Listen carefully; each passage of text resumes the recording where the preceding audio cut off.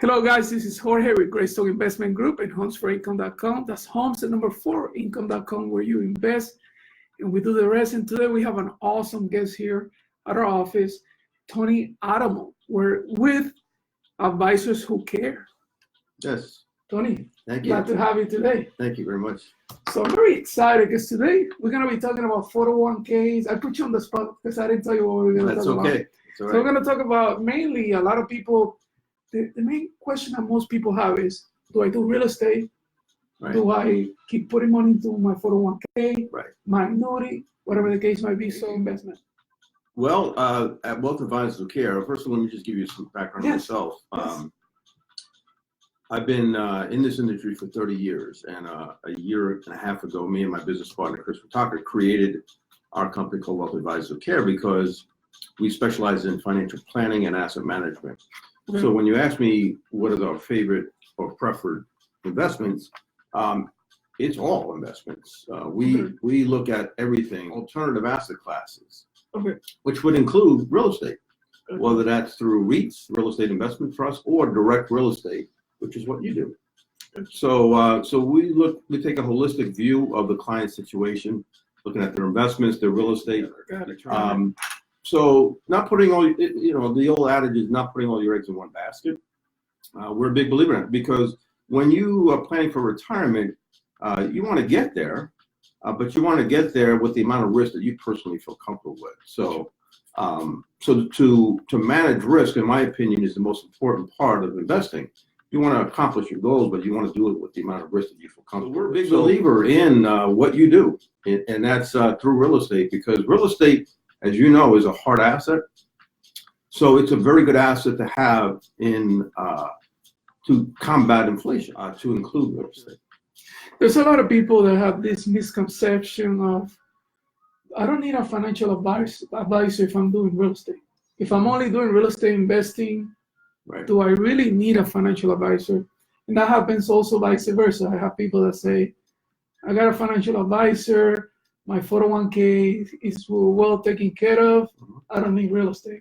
But for the first question, what do you say to those real estate investors, agents that are like, no, I got my investments, I got my thing, I don't need a financial advisor. Well, good. Without having a financial plan, that's what it is. Like getting to retirement. You have a goal of getting to retirement, but if you don't have a financial plan, you know you're going to get there. But is it going to be the retirement that you want? Wait until you actually get there. The time to plan for retirement is not a year or two before you get there. It's now. And so those clients who just have real estate and not incorporating or integrating their other investments are really flying blind.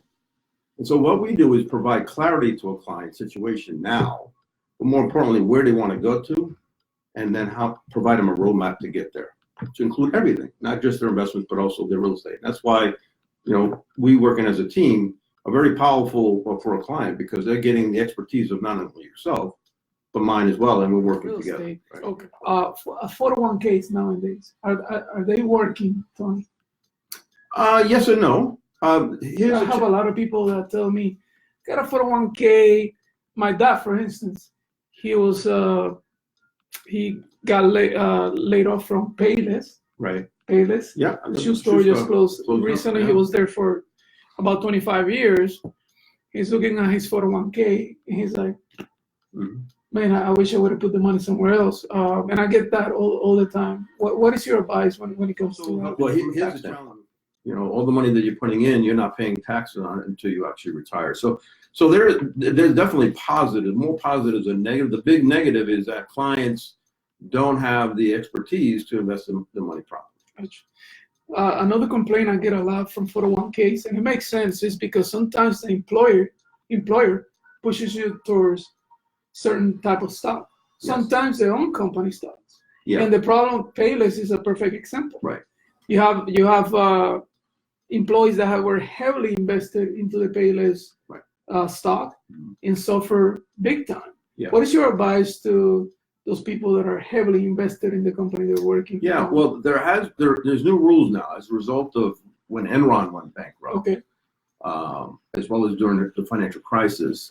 Now employers are required now to not have their employees put 100% of their money in the company stock. So that's the law. But when we look at a client that has, let's say, more, we don't recommend a client have more than 10% of their overall wealth in one individual stock for that reason. Gotcha.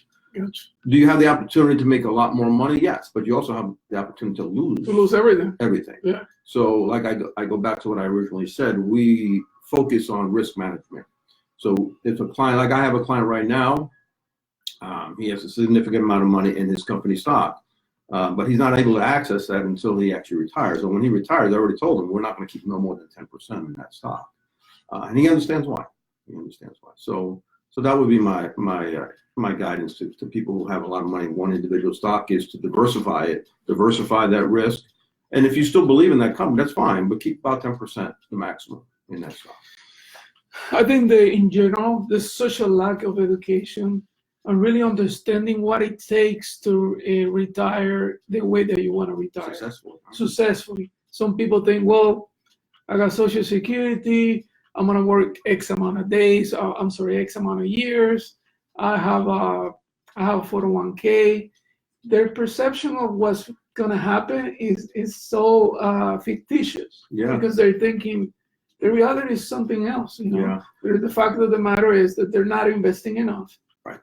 You got to put a big chunk of in order for 401k to make sense, you need to know exactly how much you're going to spend on year 1, year 5, year 10, and have a business plan on business plan just for your 401k. How am I going to get there? Well, that's a financial plan. But what happens often is people say, well, I'm set up, I'm putting away $50 a month in my 401k. But how do they know that's enough? Exactly. They don't know. So it's a lack of education in overall with the population in regards to what really a 401k.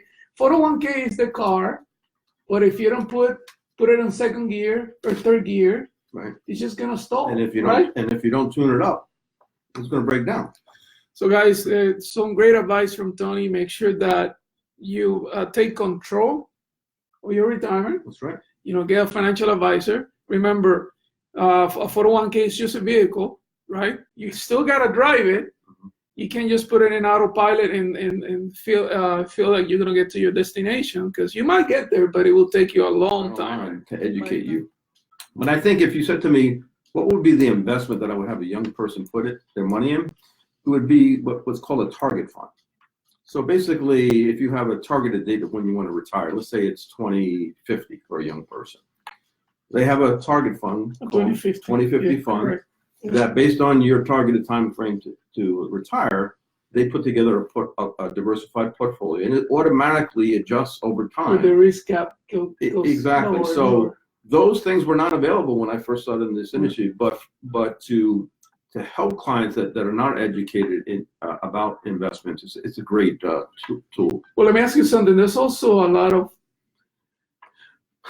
of employees out there that have their 401k. They went into this meeting. They were told, sign this document, pick stocks, whichever you want. A lot of companies do this. They don't provide any type of guidance, and they just say, okay, here's the options of your mutual funds for your 401k, and they're looking at this like, they have no idea. What do I do with this? So I feel like a lot of people that have that type of setup feel that they're stuck with. They have this misconception that this is what the company has chosen for me, and I don't have a way around it. It depends on the plan. Every plan is different, but some plans actually have the option where you can actually hire an outside advisor. Gotcha. But they have to have what's called the brokerage option in their 401k. Gotcha. A lot of them do have them. Gotcha. Without that, then what we can do is we can meet with them. We can look at what their options are inside their 401k and then give them guidance for that. Gotcha. So let's talk about real estate now a little bit. Yeah, I was going to bring it up. Of course. So much, as you know, I'm a huge advocate of real estate investing. I will say I do have some money in the stock market, but I will say my portfolio is probably 20-80, which 20% is in the stock market, 80% is real estate. Somebody comes to you and says, I've seen these TV shows about flipping properties and stuff like that. Right. I like the annuities, I like the mutual funds, but I would like to do something different. Right. Is that something that you encourage them to do? You help them through? Yeah. What do you do at that moment? But so if all they have right now is just traditional asset classes, stocks, bonds, and cash, then one way to manage that risk is to incorporate real estate. Now, as I mentioned before, there's different ways to do that. One way is through real estate investment trust or mutual fund. But if someone says, no, I want more control over that real estate, then they can buy direct real estate. So I will refer them to you to look at for rental properties to generate rental. Or if somebody is looking for, the opportunity to flip homes. That's one thing that's great about, your company, Graystone, is that it doesn't matter what the person wants to do in real estate. You have the solutions for them, Mm-hmm. whether it's rental properties, whether it's flipping, whether it's renovation, commercial, residential, you can help them. And you've been doing it a long time, just like I have with what I do. So I think combined, they're going to get two fantastic resources, expertise. But the most important thing is they know that the client knows that you're putting their interest before your own. Gotcha. Let me ask you a question. And like I said, one of the reasons that you're here is because we also believe on diversification and believe that the client's personal situation has to be looked at before they go into the big leagues and start investing in apartment complexes, properties, whatever the case might be. Right. So that's why we often bring Tony to assess that situation, make sure they're 100% okay. But a lot of people ask me, can I use money from my 401k? Can I do a loan against my 401k to buy real estate? Okay. Mm-hmm. Is that advisable? Is it doable? I know the answer to that, but I want you to answer that for me. Yeah. And what are your thoughts about borrowing money from your 401k to buy, for instance, a rental property? Yeah. It's definitely an option. You can loan money from your 401k up to a certain dollar amount. And you can use it for any purpose. Is that unlike taking a loan from a bank, okay? When you pay back, you have to pay back that loan, but you're paying it back actually to yourself. Mm-hmm. And you're paying the interest, guess who? To yourself. So that's a good thing. I'd rather pay myself the interest versus giving it to a bank. And in today's interest rate environment, interest rates are very, very low. Now, would I tell a client to take out a ton of money out of their 401k? No. But if they're interested in maybe starting out in doing some rental properties, sure. Because actually, maybe the cash flow that they're receiving, the positive cash flow they're receiving for the rental property, will actually pay back the loan. Mm-hmm. So no, I'm not against it, but I definitely will give them guidance on what I think is an appropriate amount. Have you thought about, back in my days, I did a little bit of financial advising myself. Right. And there was this thing called Universal Life. I don't know if they're still around. They sure. And often people say, can I buy a rental and fund that Universal Life with the income coming from the rental? Sure. Have you thought about that strategy? Is that the strategy? It depends on the purpose of Universal Life or any life insurance is really if you have, well, there's several purposes, but one is... Or long-term, I mean, just long-term life insurance in general, where you could build a value on it. Correct. Cash value. So someone who purchases life insurance is looking to either, in case of, to guard against premature passing, or if they have a legacy aspirations.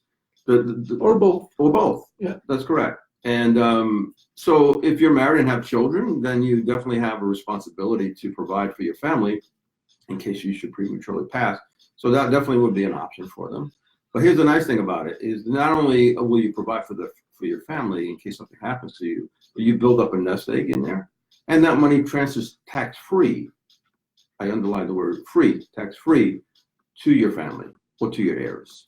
So yes, we definitely incorporate that. I like that concept a lot because then you have the asset, the real estate asset. Correct. Let's say you buy the property, the rental. Now you have a tangible, right? Now you start renting this property. Now you have the income of the property.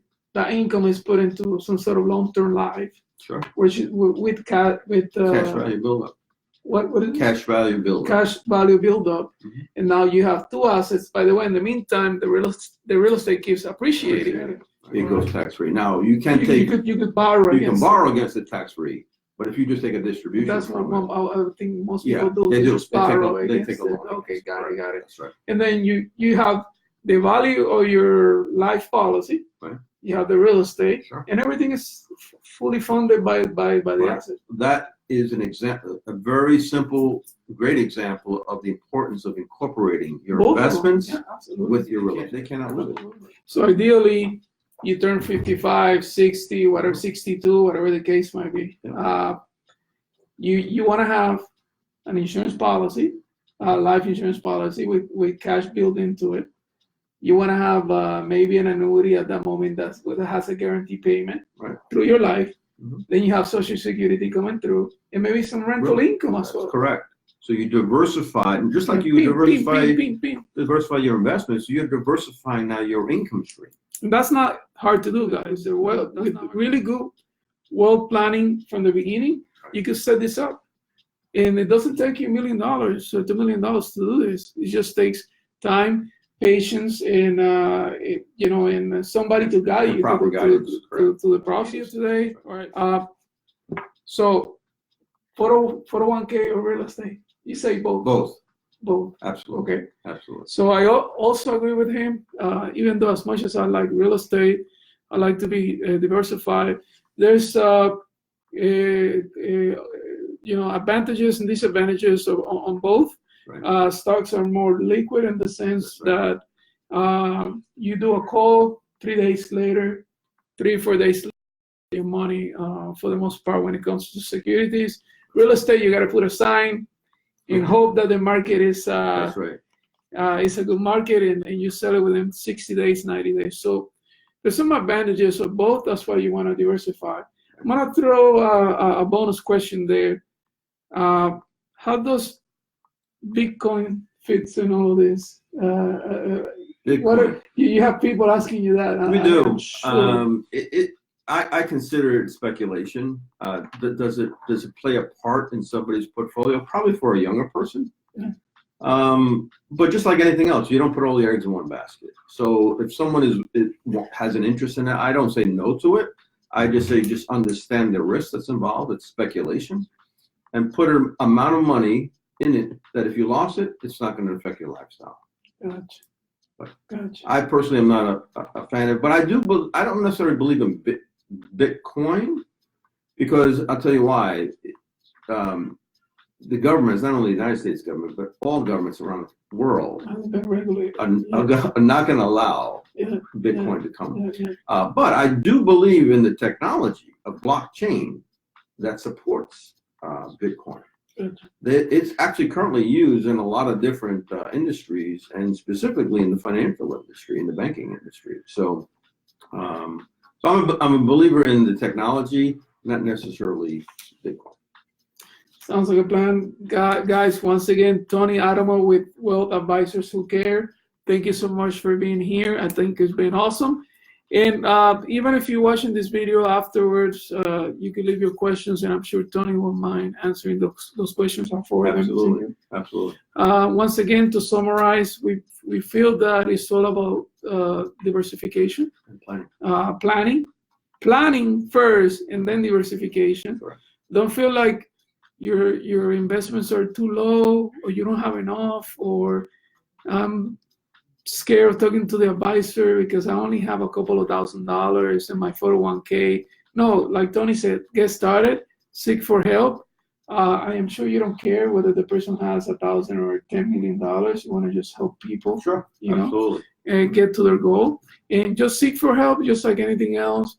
Your future is your future, and you can only make your future, take responsibility for your future. So once again, this is Jorge with Graystone Investment Group, where you invest and we do the rest, trying to bring you the best tips of investing in general. Thank you so much. Appreciate it. Thank you, Tom. Thank you. All right, bye-bye, guys.